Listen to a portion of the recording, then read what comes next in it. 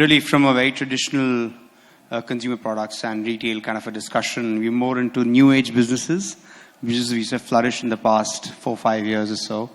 And we've got a very interesting, diverse panel here, which have kind of ventured into channel diversification and across time, right from Supam from FirstCry, who probably diversified right about 5-6 years back, to Nihir from Nykaa, who trying to diversify about a year back now, moving from online to offline. With that note, I'll just start the discussion on. It's very important to, I think, at the onset, even although omnichannel has become almost like a must for most consumer businesses, what kind of defines the objectives for each of these businesses as we talk about, starting from probably Shilpa? What defines the objectives across categories on diversification of this channel? So, I mean, the objectives, as you said, vary by category. For some categories, the objective could be to kind of reach out to new consumers. As you know, while the online consumer base is still pretty small, so if you want to reach out to larger audience, then offline definitely becomes a channel. For some categories, it's just a more touch and feel category. For example, we have an investment in Pepperfry. It's very difficult to buy furniture or do a large ticket shopping online without actually touching and feeling the product. So it varies by category and the product that you're trying to sell. So Rishabh, for us, I think when we started FirstCry almost 7 years back, we saw this coming where, certain categories will actually lend very beautifully to online and certain categories lend very beautifully to offline, even in the developed countries 7 years earlier. And that stands still today, it's as bang on. So we see in the baby and kids vertical, it's not something which is either side of the spectrum. So like while electronics and books could be completely online eventually over a period of time, whereas as what Shilpa said, furniture will probably remain on the offline side largely. We felt and we visualized baby and kids category to be somewhere in the middle of the spectrum 7-8 years back when we started. Now we continue to believe that even 10 years down the line, where there'll be a significant population who will even come online, but they will be in the middle of the spectrum. They will like to buy certain things online, they'll like to buy certain things offline because of touch and feel and some other reasons. So that remains as a core genesis of why omni-channel, which is both offline and online coming together, really made sense for us. And apart from other reasons which Shilpa also sort of alluded to towards the size of the market in offline is far higher. Even the organized trade in US and other parts of the world is fairly high, above 80%. For offline in India, it will remain above 90% for a good foreseeable future. So it does make sense to actually, while you're solving the whole industry problem, to actually apply the benefits of that to the offline world as well. And that's how we built a pure, like an omni-channel strategy, right from the day zero. Unlike of course, you learn over the trade, but we felt the need day zero itself, and we started as an objective of the company to build an omni-channel model. Although the word omni-channel came later on, that I will agree with, but it was more like a offline-online strategy is what you wanted to build on from day one. Yeah, for us, the vision was always to be omni-channel from day one. Falguni always imagined that. When you look at other countries and where we got inspiration, you look for Sephora in the US, you look at Ulta, they are an omni-channel company and they have a very strong physical presence. So the difficult part was actually sell beauty online, and that was the biggest challenge. So we decided to start with the more difficult problem, where sometimes there's a touch and feel aspect as well, but we totally overcame that with reviews, ratings. So at the journey to start with, because we were early stage, it was about having enough bandwidth to go and set up multiple stores. We had set up only one store 3 years ago. But other than that, we had sort of gone slow because we were really focused on building our online business. So the last year, we decided now's the time. The energy is right. We have the capabilities. We're sort of sitting with the big boys. Let's go aggressive. And the reasons to go offline is basically that's where the customers are. To just give you an example, when we do a social media post, We get a lot of comments generally for our digital business, but when we put a post saying we might be opening a store, we get 10x the comments. All the customers are now waiting, telling us, come here, set up a store, we love you guys. We like what you stand for, selling genuine original products and unique products in the beauty space. So for us, it was natural progression. It was really about the timing. Now was the time we wanted to go really, really aggressive. Interesting. And while you've mentioned that although, starting or probably building an omni-channel was always a vision, and as recent as last 2 years, you started building that channel, what does it take really to build that successful omni-channel business? And what should you watch out for, or what should new businesses who actually move towards the omni-channel should watch out for, in your opinion?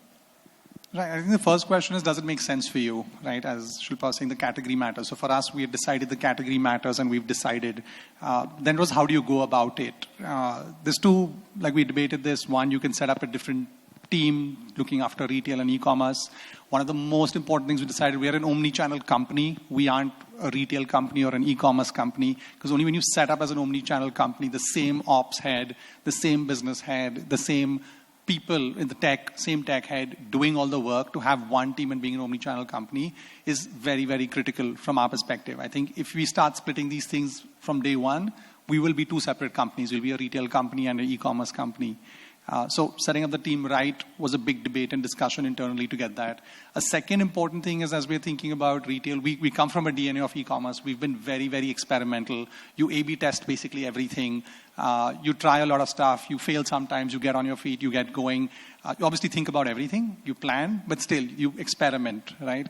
In the physical world, thinking of experimenting and trying a lot of stuff is very expensive, because setting up a store, changing physical stuff is very complicated. So just thinking about that becomes a little challenging. So we slowed down. We obviously think really hard, but slowing things down in the physical world is sort of another area. Considering the capex, the investment becomes a little more complicated. Understand. And Supam, you've been at it for the longest of time now, evolving, adapting, and again evolving. So what are the key things you would ask the new ones to really watch out for while they expand both the channels together? So I think for the new sort of entrepreneurs who want to actually get into a sort of an omni-channel strategy, first of all, I think as one has to look very hard whether the category lends itself from a consumer window a great value proposition for both channels. Both channels actually sort of provide a holistic window to the consumer, because pure online might make sense for certain products in certain categories. Pure offline can actually make for certain categories. But is the mix appropriate for a business strategy of that particular product or the brand that the new entrepreneur is looking to really sort of adapt to? So having said on the category piece, if it makes sense to be actually delving towards a direction, whether online of your own or through a marketplace window, or offline through directly of your own, like most of the offline retailers today are pure offline. They don't have their own online, but they have a route through a marketplace, and they have built their online strategy. So it sometimes makes sense to actually use that as a window to get to an online and offline, not directly pure online or of your own. So that's one way from a consumer window. Second most important thing, I think, from a entrepreneurship standpoint is what is your horizon for profitability as well as aspiration for growth? How do you balance those two? Because in an offline world, it will be I'm assuming that it is not a fresh start, but it can be a fresh start. So it is a very it's commonsensical and it is a well-proven fact, at least in our view, that an offline store or offline strategy will actually be far more profitable, much faster in the game than a pure online one. So that has to be a conscious thought process in the entrepreneur's mind before he or she decides to actually venture out into a decision-making process for an omni-channel strategy. Third one will be, once having taken a decision that yes, I want to chase a certain piece of growth, certain profitability mark in certain time frame, and we want to do the blended strategy. Now comes the question of course, the team and the DNA, because a pure offline team will never work for online, and a pure online team will never work for offline. First of all, it does not matter whether it is from a retail industry. None of us, mostly in our teams, we had no much experience in the retail space at all. So it's a reboot of the DNA in the first place, because I haven't really come across number of companies or good companies who have been there in the offline space for a long time but have built a successful online model. I haven't come across that across the world. Of course, there is large online companies who are now moving towards an offline, namely Alibaba and Amazon, which is probably by organic and inorganic means. But there are still companies who have built a model from online to offline. So from a DNA standpoint, the entrepreneur has to think very hard whether can they deliver on online before they will definitely be able to deliver offline, because there is lot of amount of talent available there. So one has to think very hard on the DNA perspective. So these are the three things that one has to really watch out before they step into So it's largely around strategy, consumer insights, and the third piece is your own DNA to be able to sort of make the strategy work. And Shilpa, from an investor standpoint, now you sit on boards of some of these companies, right? How do you build for these pre-investment, as in through your horizon of investment? How do you see this panning out? And how do you see this changing once you're in the company? And because I'm sure you plan something for 5 years, it doesn't happen the next year itself, right? So how does it change as you get into the company? How have you seen in your companies change? So I sit on the board of Zivame, so I'll just take a lingerie example, right? So that's it's a long tail category. Started off online, moving to offline now, because if you're building a brand, then the channel doesn't matter. You have to be wherever the consumers are. So offline doesn't necessarily mean setting up your own stores, but it could be being available in large format stores, being available in trade, and just being everywhere where the consumer touch point is. Couple of things that we, as you go about and learn, one is the P&L profitability, but going offline also means a balance sheet issue on inventory, right? Because if I put my product, which is a long tail category, in like 30 different places versus having it in a central warehouse, it essentially brings some stress on the balance sheet. So from a capital allocation perspective as well, where are we allocating capital? Where are we getting the best profitability and return on capital employed? Is something that we need to start looking at. So, I mean, it's a learning every day as the company grows, and it's not been done before, so it's something that we have to just continuously evolve. Interesting. And Supam, to your point, actually mentioned that if you can't have an online team and then go offline and vice versa as well.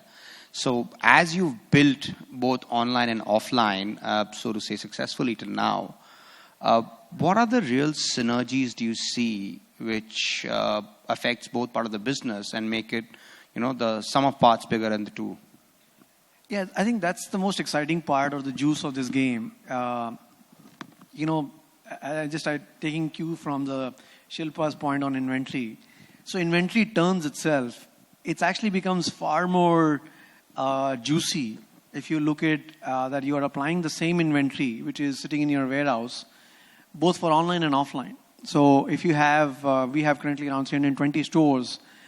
So now the stores are also ordering from the same inventory. The inventory gets blocked the moment the order comes either from the store or from a B2C customer. The point I'm making is that actually is not applicable to a pure online play model or a pure offline play model. So your ROCE actually becomes super efficient if you're an omni-channel play and successfully doing it and scaling up both sides of the channel. Then the biggest lever of your game becomes super juicy. So I think from a P&L window or from a shareholder perspective. From a consumer window, it's as I mentioned earlier, that there are always customers who will embrace online very quickly. There are consumers who will be laggards, so they will eventually join. And even in that journey, they will buy certain products online and they will not buy certain products online because they want to buy offline with their family or with the touch and feel. With in India we don't have so much of entertainment like in other countries. When you go out, just shopping becomes a form of an entertainment. So it eventually, if you as a brand, if you have an offline play, that yields it into an outcome which enables that parents are going to go out or consumers are going to go out, and you have an offline play where they will also consume and do shopping. Therefore, whether it is a category play for which they are buying, or it is just because you are present there, because there are a lot of people who will never buy online or probably buy a few things online. So I think from a consumer window, it becomes super attractive. So that's the second part. And then there are so many other parts of not so many people can actually make it work. Making a strategy of an omni-channel, it's easier said than done. It's not easy. Shilpa talked about one example of Zivame or could be other examples where you stretch balance sheets because of building your own stores, managing inventory. Online models are known for, higher capital efficiencies. While in the so when you started the concept as an online and you try and get married to an offline, you can't lose the same value proposition which you started with, which is a higher capital efficiency, into a stretching of a balance sheet. You cannot do that. So how do you architect the model in a way that you still continue to maintain the benefits of the online and still ensuring you apply the same metric towards an offline model without impacting the consumer? So this is what we thought 7 years back, and we made a completely franchised model where the franchisee is actually investing into the business, both from a capex and an opex window, and therefore being able to leverage his time and capital into the business, and keeping ourselves lean and thin, mean from a capital efficiency window. So solving this from a shareholder window, from a business ROCE window, or from a consumer window is all things what probably was the exciting piece from our experience or our learning curve. And there are tremendous number of other examples which I can continue on, but these are more tactical in nature. You can buy online, return offline. You can buy online and sort of earn the loyalty cash point online. You can earn anywhere offline online. There are so many plays that are possible that you can actually make use of, which today or tomorrow will become a norm of the day in retail industry, in my view. No industry, no company which ever wants to make a good sort of a money in the game will never be pure online, never be pure offline. It has to be a omni-channel blend strategy. That is what eventually will turn out. It might differ from company to company from a time frame window, whether it is today, tomorrow. For us, it is right now. That we want to have a balanced growth in both sides so that we are able to leverage the game in its true form, both from a consumer window as well as from a shareholder window. Great. And, to your point of stretching balance sheets and still maintaining growth and applying that ethos of an online business to an offline business, that brings me to actually Nihir, where most of your stores are actually owned by the company. How do you see in such a model synergies building in from an operation standpoint, from a consumer standpoint? Right. So we've decided to own our stores. And one of the main reasons is to differentiate from a consumer experience. At this point, we feel there's a lot to learn, there's a lot of experiment, and we want to own that experience with the customer and feel more comfortable doing it on our own at this point in time. I remember the most difficult piece is to try and figure out how do you maximize both and learn from both models. When I started from Nike, I'm a non-beauty guy. I come from healthcare actually. I used to stand around at the airports, I used to walk into these shops, the shady guy walking around the makeup and skincare section, trying to figure out what do these women want, how do I figure this out, what can I apply to my e-commerce world that I can learn from the physical world. And I think that's always been the challenge, right? To figure out what is your customer experience. There's obviously a philosophy, but how do you adapt that? How do you develop that? And now that's really what we're thinking about every day. What have we learned now from the e-commerce world that we can apply to the physical world? And the day that circle continuously keeps turning and we keep learning from each other is really the beautiful synergy that we're looking for. So our whole new model, we've developed a completely new model which doesn't exist in India, if not in the world, to set up a new store where we are bringing sort of a site experience into a store where you bring in your categories, your top sellers, because the same USPs of online cannot translate to offline. So you have to really figure out what is that customer experience. Because online we have over 1,000 brands. We have 1 lakh SKUs. No way can any physical store accommodate that. So how do you bring part of that USP by bringing maybe some subset and then providing an endless aisle after that? So figuring out those elements, providing a place where people can come and have a customer experience, that's really what it's exciting about. So we're leveraging really aggressively because we're coming from a digital DNA. How do you translate those synergies to the offline space? One, I think inventory piece, we're going omni-channel inventory. I think that's one of the biggest challenges in retail to track that. So we're, again, moving in that direction. So a lot of other synergies in play. Obviously, it's also a storefront. It's where we build credibility. It's where the marketing touch points are there as well. So a lot of stuff in play there. Interesting. And Shilpa, from your standpoint, given that the omni-channel for Zivame is fairly different versus some of the other omni-channel present now, how do you think that plays out in giving you the right benefits in your P&L eventually? So for Zivame, which designs and manufactures its own products, right? It's a little different than being a multi-brand retailer. So because it's inventory, again, coming back to inventory, it's not something which we can replenish overnight. So it has to have a very long planning cycle from design to manufacturing to getting it into the store to having the right demand forecasting, so on and so forth. So the omni-channel, again, it's also a category which has multiple number of sizes. So from an SKU perspective, it becomes a lot of SKUs to be putting forward in a store and blocking that much inventory. So what we have tried to do in the Zivame stores is actually to make them more of an experience store, where the consumers come for getting the right fit, to experience the product. And we're moving only 20% of the core range forward where the consumer can walk away with a product, versus the 80% of the product they still have to order online on an iPad at the store, and then it gets shipped from the central warehouse, which allows us to give an endless aisle to the consumer and a wider variety of products while solving some of the inherent category issues of a long tail inventory. Interesting. And see, to that point, you all spoke about customer experience. I think one of the one of the concerns you mentioned was how do you maintain customer experience at both channels, and with diversification, and some adopt inventory models, some don't adopt inventory model, and so on and so forth. How do you maintain that customer engagement despite having different SKU makes and different inventory levels at both channels?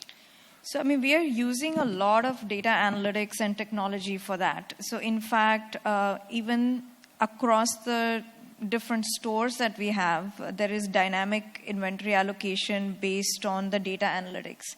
So, you may not find the same inventory in one store versus the other. Yes, you have your full range for a consumer to try, but if they want to buy and walk out with that product may not. We've really mined the data and the zip codes and what do we see as a pattern of what consumers in that zip code want, and pushed inventory forward. So that's different ways in which omni-channel, using technology, data, that you can actually start making the retail play a lot more intelligent. We have data on almost everyone that walks into the store, right? Because even when they are placing an order that is completely tied up to the internal database. We are collecting consumer data, their size data, their fit data, their contact information. So a lot of the work is to also move that consumer interchangeably between channels. Great. And to that point, I mean, Nihir, as you expand, how do you see your customers' buying behavior alter between the two channels, and how are you trying to keep that engagement alive as you venture into offline? Right, it's early days. We've been there for a year right now, but we're really seeing some really promising data and experience that customers who actually walk into our store, 80 to 90% actually know of Nykaa before they walk into the store, which is amazing. They already have that experience. Second is we're seeing 40% of the transactions that people are having, they already have logged in online before. So for us, there's a very good extension, and our philosophy or expectation that we will have additional customer value add by adding an additional physical touch point will help us, has really panned out. So we're super excited to see that plan work out. Over and above that, we're seeing, obviously tracking the data, seeing how it will work. We got the same reward points going. So it's working out really well for us. We're also seeing a lot of customers asking us for stores, which is also amazing. So we're going into new places, setting up new locations as we're going across the country, expanding there. And Supam, I guess, of all businesses we're talking about, the SKU complexity in your business, right, from diapers to prams to apparel, just makes it even more difficult for you to engage your customers at a 1,200 square feet box level versus a white space online. How does customer experience change for you and the buying behavior alter? So this is like, both worlds are very different, online and offline. As we all know, online we have more than 150,000 SKUs online. And, we almost do more than 1,000 SKUs live every day. New SKUs. And it's very difficult, of course, to manage it in the offline world. The offline world runs on the bestsellers. And therefore, you will try and optimize those inventory through as much automation as much possible. So we have deployed, after doing all kinds of data analytics, which, eventually anyone and everyone should do and will do, we have actually built ARS, which is auto replenishment systems, that will run across these 320 stores for non-apparels. So all the products which are standard products, whether it is private label or whether it is third-party brand products, all of them actually, except for the fashion bit, which is a difficult piece to be able to automate. Rest, all of it is completely automated. So the store doesn't have to worry about when the order actually gets placed by the system intelligently onto our warehouse, and that's how the model really continues to work. For the fashion bit, there are assisted models that we have built. These are assisted technology models that we have built to be able to help the franchisee or the store owner to actually, the manager, to be able to place an order depending on what really sells in that vicinity, depending on what really sells in fashion online in that part of the world. So that kind of an overlap that the technology model provides them to map to the consumer taste and being able to order there. Now, imagine this is not available by any other competitor. It's just this kind of a data, this kind of analytics is not available by any retailer, and this kind of a merchandise width in the first place is not available by any player in the country.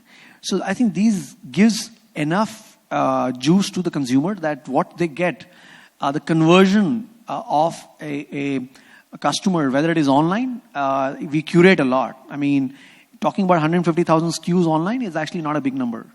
We're talking about we are in a world where we have millions of SKUs. So we believe in curation.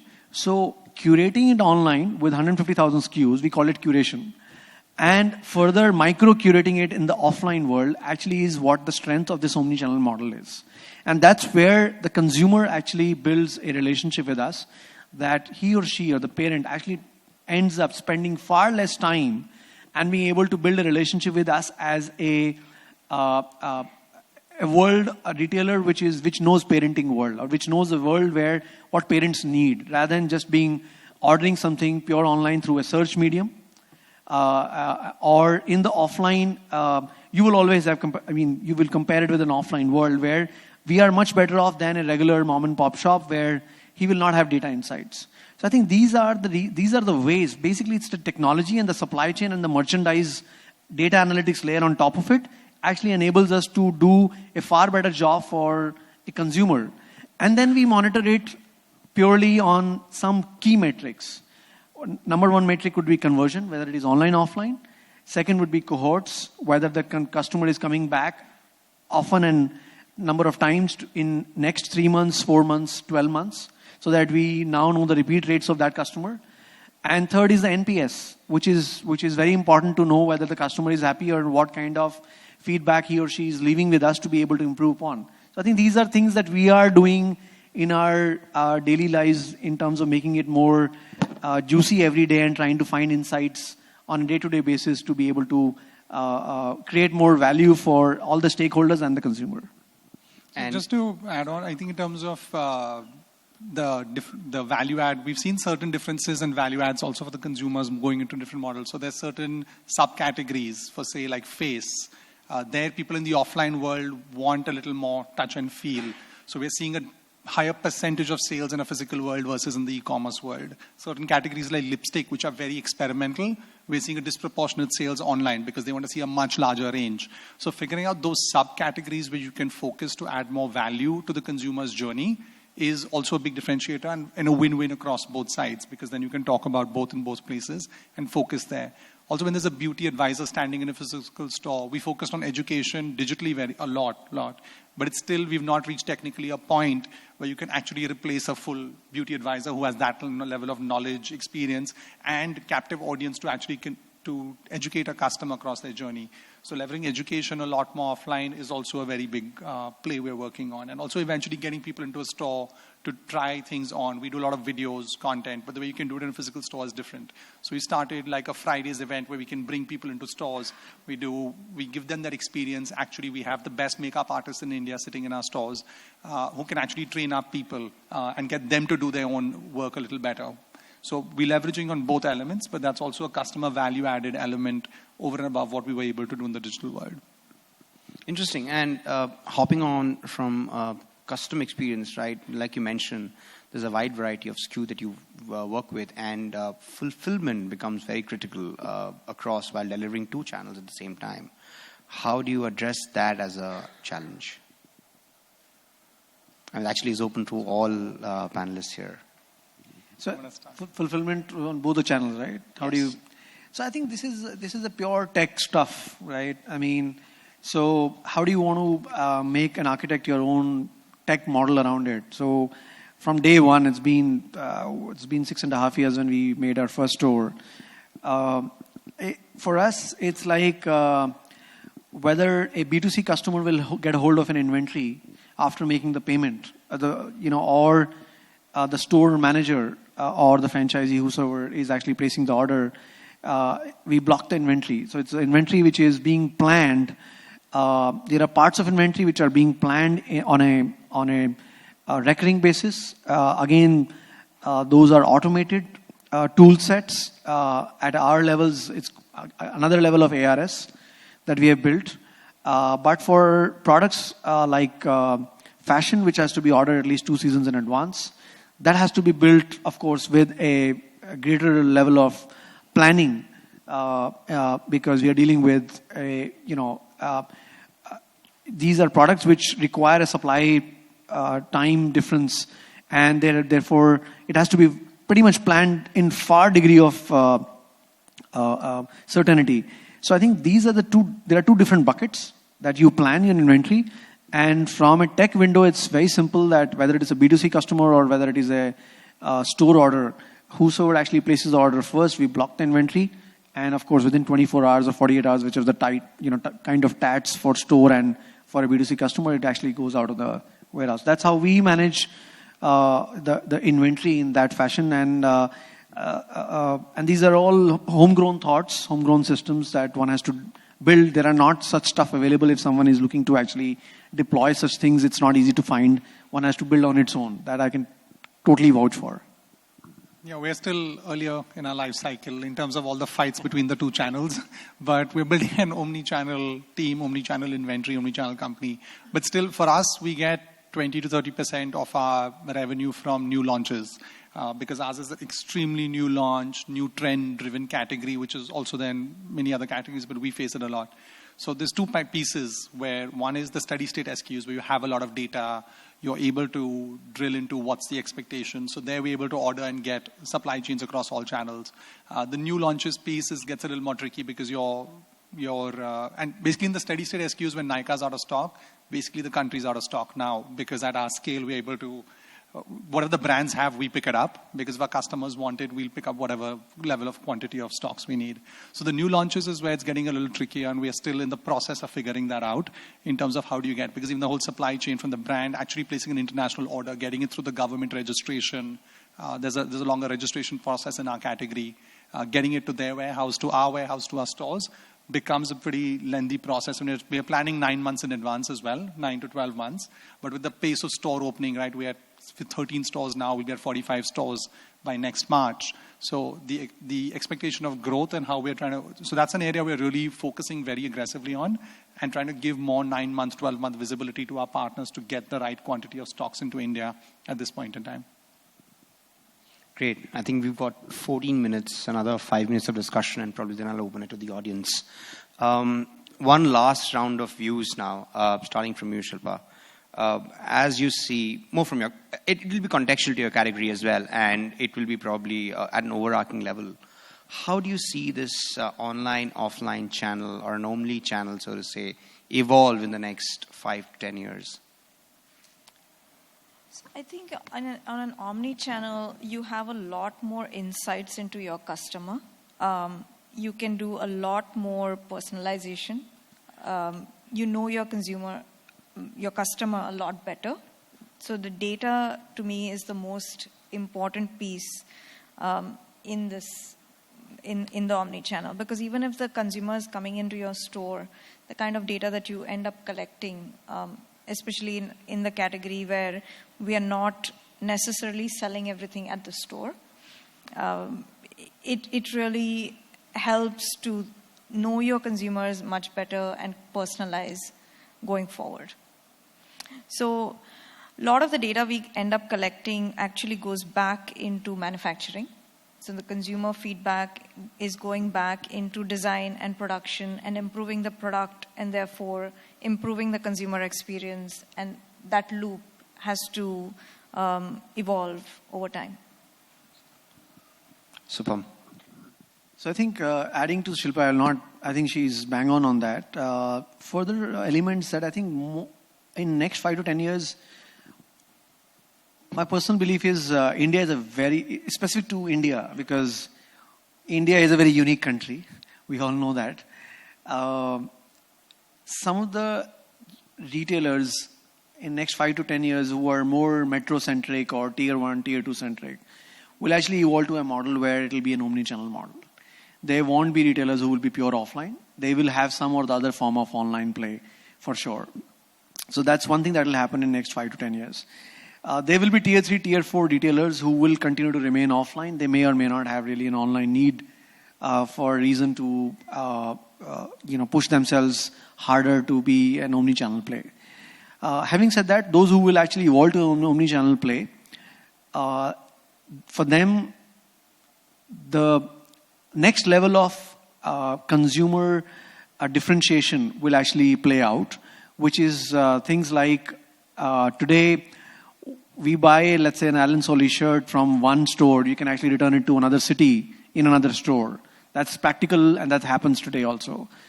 Now, in this space, in the offline, online, omni-channel mode, next 5 to 10 years, this will become a norm, where you will actually buy online, where return is a slight bit of a pain for all practical purposes. You can actually return it and actually in an offline store. So that's the second reality that will actually come up. Third one, which we have started to see lately, and it will become a norm again in next 5 to 10 years, is where you're surfing something online. It's just because you're surfing. You're not sure as a consumer whether you want to buy online or your intent for buying is not very clear whether it is online or offline. But the context there online will actually tell you that you can buy online and also you can buy offline from a pin code which is very close by to where you're actually searching at that point in time. So your ability to buy a product offline through a contextual help of an online medium will actually become very, very relevant as some of the tool sets really evolve over time. And inventory gets synchronized to that level, availability gets synchronized to that level. So that's another area that will actually happen. Although it is started to see companies like Lifestyle and Shopper Stop that I am seeing, or Tata Click, which is doing with Westside, these companies have started to do. You can probably go online and block, and you can go and pick up at the store. But there's a lot of mismatch right now. There's a lot of chaos there right now. The fill rates are very poor. Having said this, these will become a norm in next 5 to 10 years.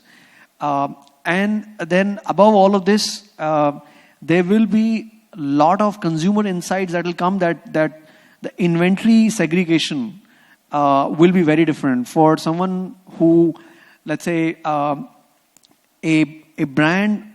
multi-brand retailer will actually throw a different merchandise in the online and throw a different merchandise in the offline. That today is not so clearly visible, but it will actually become very visible because the insights for those consumer sets will be very different, not just from a demographics perspective, but also from what gets bought offline more than what gets bought online. It's very distinct and very different. It may not seem different, but it is actually very, very different. And this will become very relevant in the next 5 to 10 years as offline plays evolve into online and online plays evolve into offline. I think these are my takeaways in the next few years that will happen, other than other macro stuff where profitability for those who have scaled up will actually balloon. It'll go phenomenally well because these things will give a lot more benefit on the P&L, which a pure offline retailer has never seen it, and a pure online player has never seen it. The mix will be beautiful because your marketing costs will go down, because you can, on same trust that you have built in either of the channel, you will be able to continue to get the wallet share of the customer higher and higher from either of the channel with that same customer without spending for the marketing dollars. So therefore, your P&L will start looking over a period of time much superior, not just in the marketing cost, but also on the higher cohorts that you are able to build with the same set of customer buying online, offline. So profitability of those evolved plays in next 5 to 10 years will actually be much different than India retail has ever seen it, in my views. Interesting. Nihir.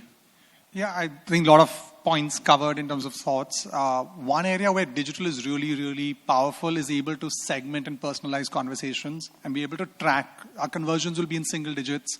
But we are able to see the whole funnel, figure out what the intent of the consumer is, and track that intent, chase the consumer, have multiple conversations to eventually get them to convert. So I think the whole funnel behavior in the digital world, it's phenomenal. And that's really one of the key success areas from a marketing perspective.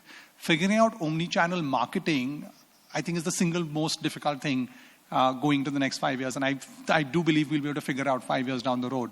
So just imagine somebody walking into a store. Today, everybody knows they've bought 4 products. See, that data is available, order data. The question is, what is the intent data of a consumer walking into a physical store? If you can overlay that they've seen these 20 SKUs, they've swatched these 15 SKUs, this is the relevant products, overlay that into your consumer funnel in the digital world. And today with Amazon Go, they're able to see which product is being picked up. That means there is an intent. Layering that kind of digital content, so automatically your digital marketing aspects already become omni-channel. Obviously, leveraging online to offline based on buy profile is easy. I think this is the biggest challenge to really make it a true omni-channel marketing experience and a true consumer experience where there's a lot of value sitting there, which today pretty much nobody has visibility on. I guess we'll have to wrap it up here now. Thanks a lot. Thanks, Shilpa, Supam, and Nihir. That was a lovely discussion. Thank you.